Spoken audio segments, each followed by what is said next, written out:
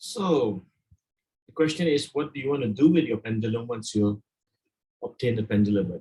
Now, remember those classes that I used to, or the sharings that I have for you guys when you talk about the prime directives of your unconscious mind?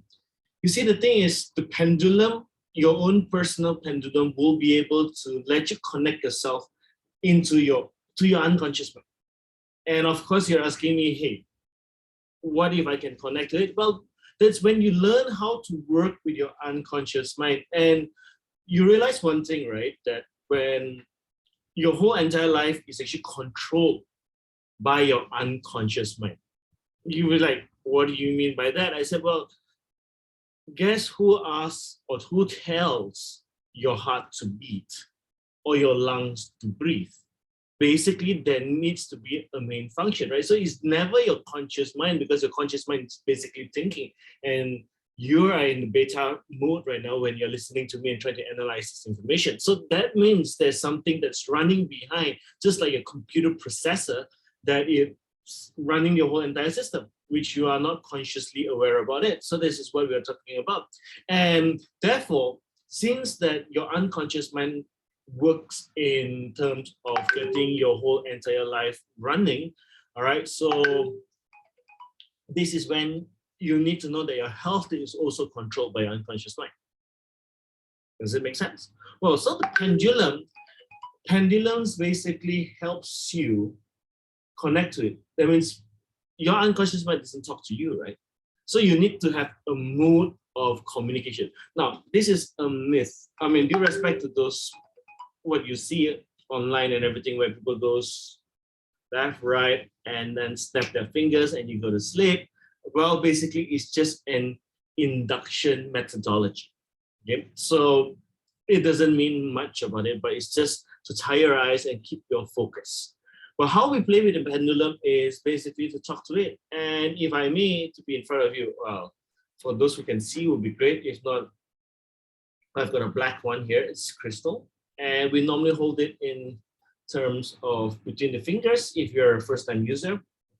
And you can actually say, unconscious mind, give me a yes. And you will realize that it moves in a certain direction. Okay, and you can tell it to stop. Unconscious mind, give me a no. All right, so my unconscious mind has always been communicating with me in this form, where it goes circle, anti-clockwise whenever it's a yes, and a clock and a up and down when it's ever a no. So once you know how it moves, this is when, let's say, for example, if I'm having a headache right now, I can ask my unconscious mind to heal me. All right. So unconscious mind, can you please remove my headache? All right. So now my unconscious mind is saying yes. And what you realize is that if you believe in it and you allow it to work, it will automatically disappear. But there are times as well where the unconscious mind may give you a no.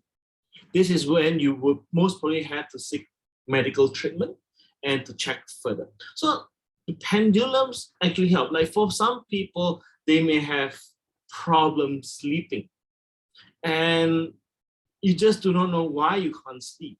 Is it an anxiety issue? Could be something that you ate or something that you drank? Well, sometimes it's good for you to talk to your unconscious mind. Maybe the unconscious mind has the answer. All right. So, or you can just ask very simple questions like, unconscious mind, can you help me sleep right now or within 5 minutes? And if it gives you a yes, great. Or it gives you a no, because hey, yeah. All right, unconscious mind, I get it. It's middle of the day when I'm going to go to sleep, right? So that's what my mind is telling me. So you can actually practice this. So if it doesn't say no, or it says no, maybe it's a night, it's late.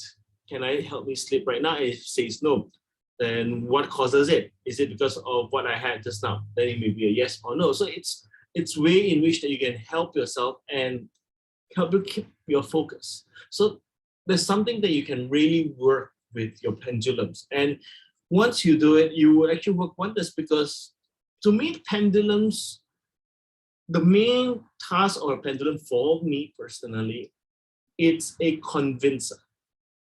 Because if you have not done this before and learning NLP and all this kind of technology, for those who like to see evidence or those who like research, you're going to feel that it's kind of wishy-washy. And with the pendulum, it helps you align and to convince you personally that things do work, and it's all integrated as well. So I hope that gives you an idea as to how you actually can work on the pendulum, work with your pendulum, especially. Normally, we try not to share your pendulums. I don't know, for me, it's a personal thing, but it's feel free, because you can use it as, you can use a pencil, you can use any other thing. There's a chain that comes from a pendulum. Sometimes we even use necklaces, but make sure it just moves. And you can actually play with the pendulum, not only yes and no, you can actually kind of like move it in whichever direction that you want it to move. It can go round, circle, up and down, left and right, but the only way it doesn't go is up and down. All right, so that's all, folks. So till we come back again, enjoy, and till then.